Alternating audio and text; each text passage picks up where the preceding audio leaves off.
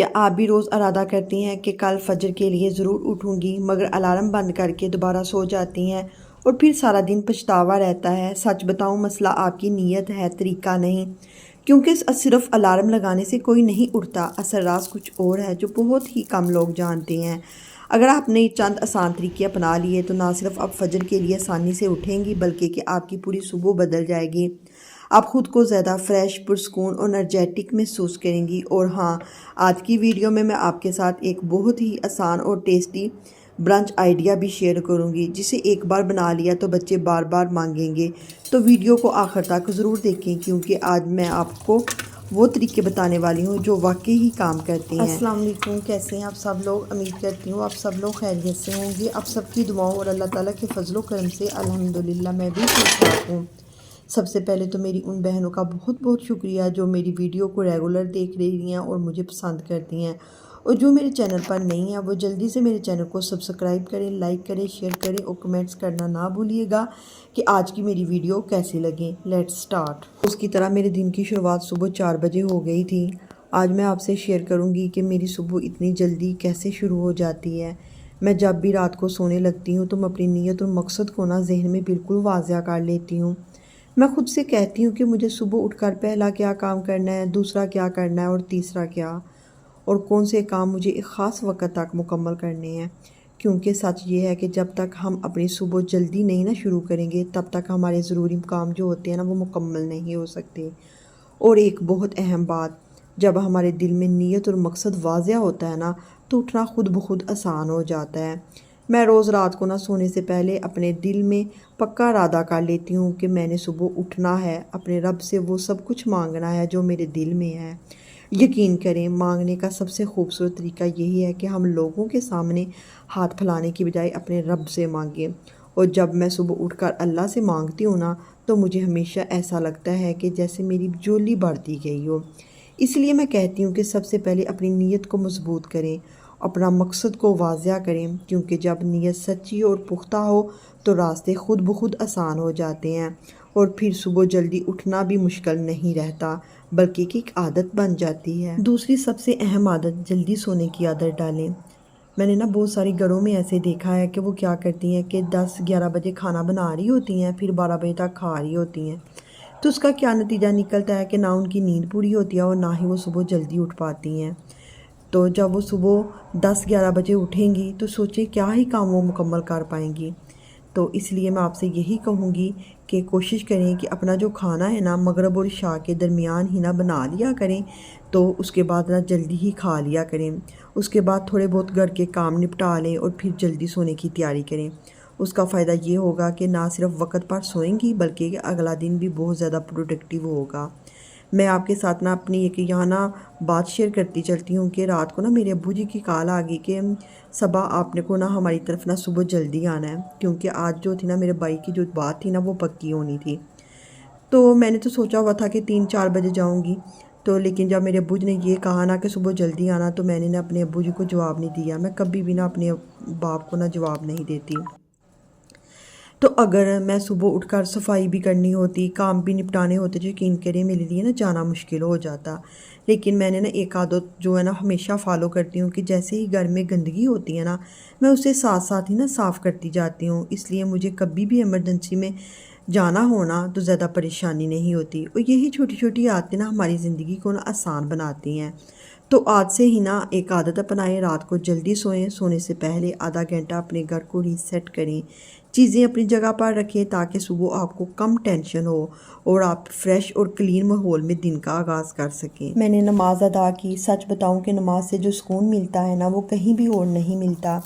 اس لیے میں اپنی تمام بہنوں سے کہنا چاہوں گی جو یہ کہتی ہیں کہ ہماری زندگی میں سکون نہیں ہے، تو بس ایک کام شروع کریں، نماز پڑھنا شروع کر دیں۔ یقین کریں سکون خود بخود آپ کے دل میں اترنا شروع ہو جائے گا۔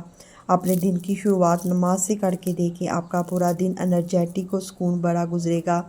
جب آپ صبح اٹھتی ہیں، نماز پڑھتی ہیں اور پھر اپنے چھوٹے چھوٹے کام شروع کرتی ہیں تو دن خود بخود آسان لگنے لگتا ہے۔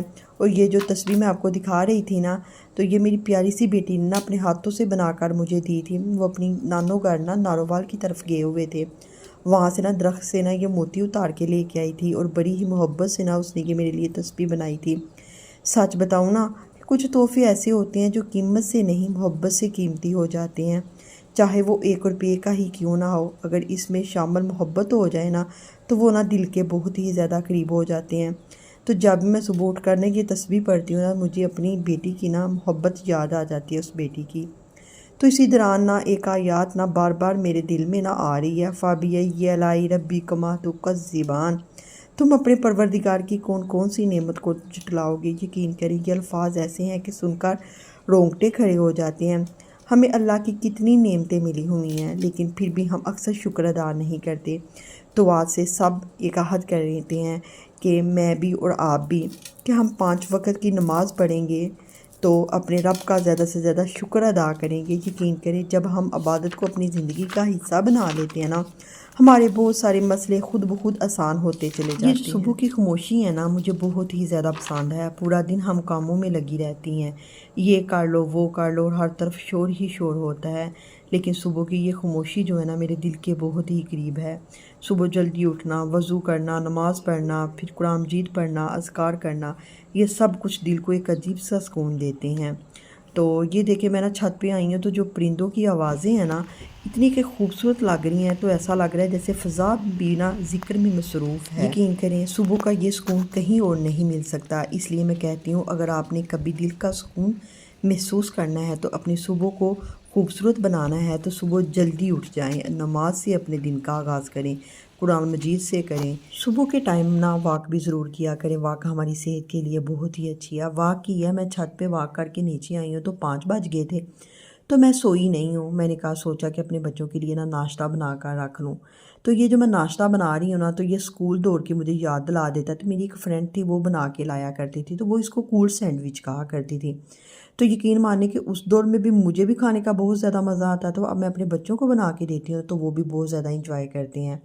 میرا ماننا یہ ہے کہ جب بھی آپ کو کہیں جلدی میں جانا ہے نا، یا اپنے بچوں کو جلدی میں اسکول کے لیے کچھ بنا کر دینا ہے تو یہ والا ناشتہ بنا کر دیں۔ یقین کریں کہ اتنا کم مزیدار اور جھٹ پٹ سے بننے والی ریسپی ہے نا، اور خاص طور میں یہ گرمیوں کے لیے نا بہت ہی اچھی ہے کہ یہ خراب نہیں ہوتی۔ مطلب کہ جب بچے دوپہر میں کھائیں گے نا اسکول جا کے اپنا برنچ اوپن کریں گے تو کوئی بھی کسی طرح کی اسمیل نہیں آئے گی۔ اس کے لیے آپ نے کیا کرنا ہے کہ صرف اور صرف ملکی بریڈ لینا ہے اور انڈے بوائل کرنے ہیں۔ جو بریڈ کے کارنر تھے نا براؤن کلر کے، ان کے نا سائڈ اچھی طرح آپ نے نا نائف کی مدد سے اتار لینی ہے۔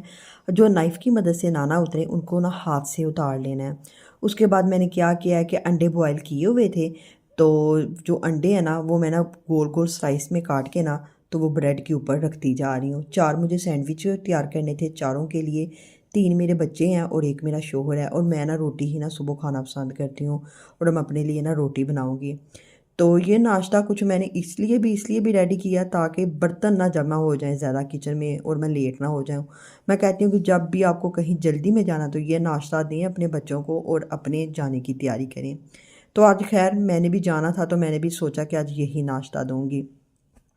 اس کے بعد نا یہ میں نے 4 بریڈ کے اوپر نا انڈے کاٹ کے لگا لیے، اور اس کے بعد نا مائونیز لگانی ہے انڈوں کے بعد۔ پھر اس کے بعد نا آپ نے ہلکی ہلکی سی نا کالی مرچ اوپر ڈال دینی ہے، اور جو بریڈ کے دوسرے سلائس میں نے کر کے رکھے ہوئے تھے نا، جن کو کارنر اتار کے رکھے ہوئے تھے، ایک ایک اور لے کے نا ان کے اوپر چپکا دینا ہے۔